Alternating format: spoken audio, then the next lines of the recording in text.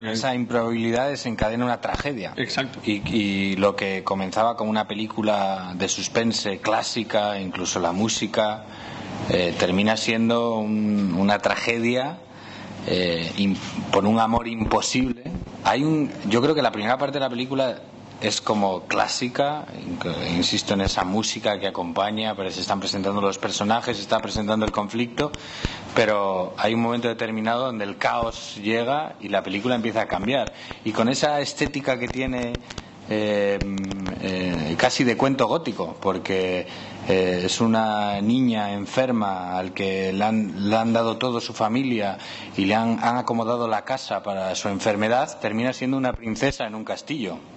Y el personaje de Félix, que llega como del medio rural y que es el elemento pasional y el amor, a mí me parece que tiene algo de cuento también la película, ¿no? Yo creo que esta mezcolanza de géneros es lo que da esa extrañeza en el mejor de los sentidos, ¿no? Pero sí es cierto que hay una eclosión de directores en Cataluña, no solo Cataluña, en España, y de género, que si bien hay una tradición por el cine de terror, incluso gore, desde los años 60, que de eso el Festival de Sitges tiene mucha culpa, porque yo no puedo imaginarme el año 68 un festival de cine fantástico en la época de Franco, era como gore contra la dictadura, es como extrañísimo, ¿no?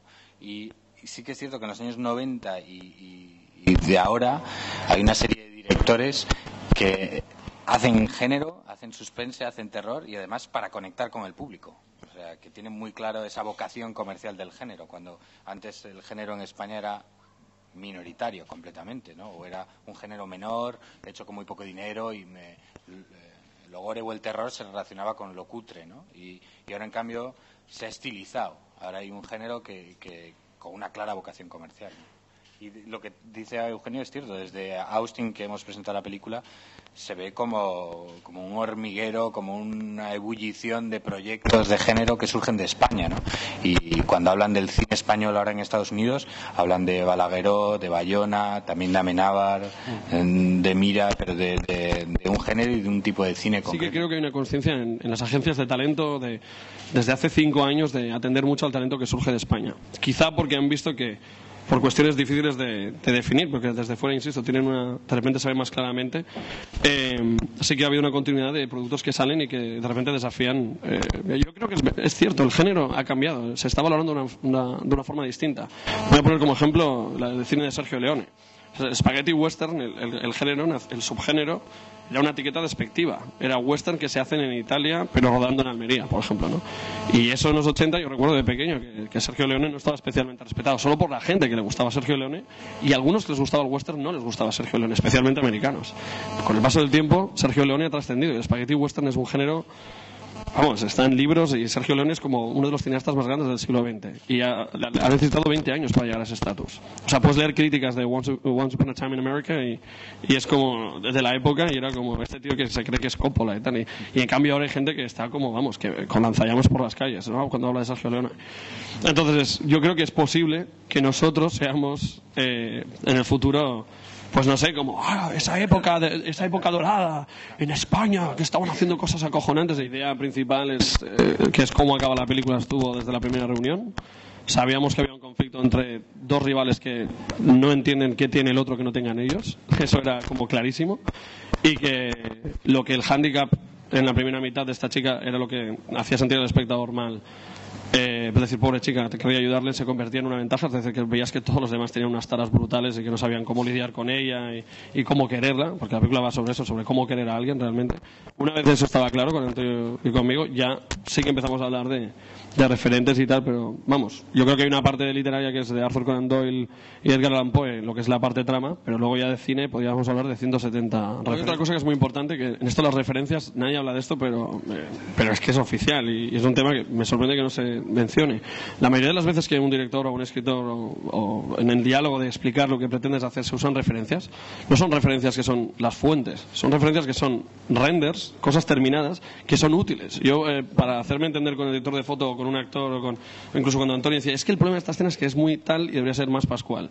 En realidad, a lo mejor había el ejemplo que ponías era un episodio de Los Simpson en el que Homer Simpson se quedaba encerrado y dices desde fuera, claro, eso no vas a hacer una entrevista, porque eso le interesa a quien realmente quiere saber cómo llegasteis hasta ese punto. No sé, etimológicamente significa no saber, pero en realidad es no poder saber, o la incapacidad de saber. En realidad se usa para decir no poder reconocer, ¿vale? O sea, un agnóstico es alguien que admite que no sabe. Un agnóstico es alguien que no puede reconocer lo que ya ha sabido antes. Esa es la diferencia. O sea, es forzado a no saber. Y entre nosotros decíamos que la película tendría que tener un título, si fuese un musical en Broadway, sería Agnosia, querer saber, el thriller, saber querer, el corazón. No está mal, he trabajado muy duro en esto, pero por alguna razón no ha cuajado. Si hay un musical alguna vez sobre Agnosia, entiéndeme, o sea, que lo usamos. Si hay un musical que creo que es perfecto, hombre, imaginad el tipo que hace de Carlos Dardín con las gafas, tirándolas en el suelo, gritando, querer saber, saber querer. Y funde a negro y la gente, pero rompiendo, desmontando las butacas, diciendo, es acojonante. Yo creo que hay un gran musical en Broadway. La incapacidad de saber. Esto era cada día en rodaje. Sí. Cada día. Desmotivaba. El día que rodábamos la misa de gallo, el día que además la nota que nos había dado es estas dos personas comprometidas con un desamor terrible, que están condenados a entenderse, aun sin quererse y siendo conscientes de ello.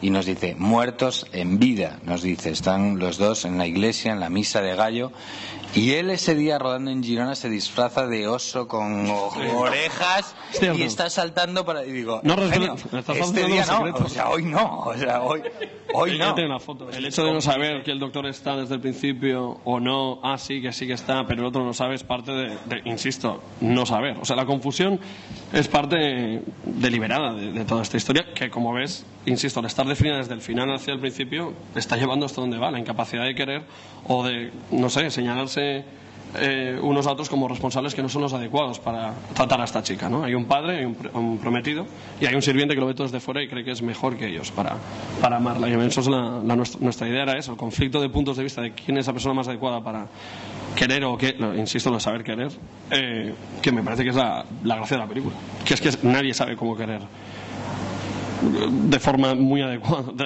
La forma, es muy difícil saber qué es querer a alguien y hacerlo bien. ¿Queréis que hable de mis exnovias? ¿Cuántas veces no ha funcionado? No es que sean queremos muchas. Que hable de tus exnovias. Todo, pues parecía que me iba a casar con todas. No, quiero hablar de esto, coño. Son 11 años viviendo a Sitges. Hay que hablar de exnovias, ¿no?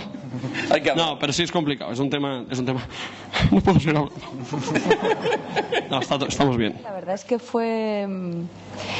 Es verdad que el interior o los sentimientos o las reacciones eran muy lógicas, las reacciones de Joana, ¿no? La entendía muy bien en el transcurso de la historia, no tuve muchas dudas respecto a ello porque lo había escrito muy bien y luego el trabajo con Eugenio era bastante fácil en ese sentido y era más físico mi trabajo, me centré más en la agnosia realmente, ¿no? En entender primero algo bastante difícil de entender, ¿no? Que es una persona que en realidad es una enfermedad que ves bien, que visualmente no tienes ningún problema, pero lo que tú captas no tiene nada que ver con la realidad y tienes que racionalizar todo aquello que ves. Entonces yo me centré en eso, la verdad es que no sabía muy bien de qué estábamos hablando con la enfermedad de la agnosia.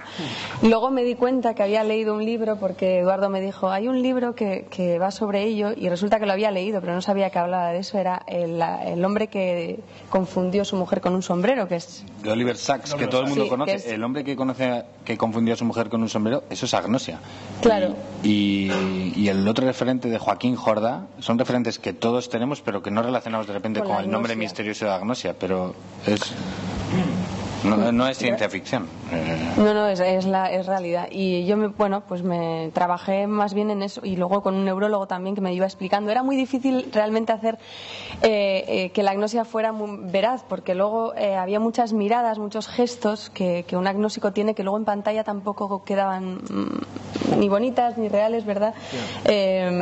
Pero bueno, se hizo todo lo que se pudo y mi trabajo fue realmente me centré bastante en la Agnosia. Luego todo lo demás fluía muy bien con los demás actores, con Eugenio, que tenía ya la película montada en su cabeza antes de empezarla a rodar, y bueno, así fue.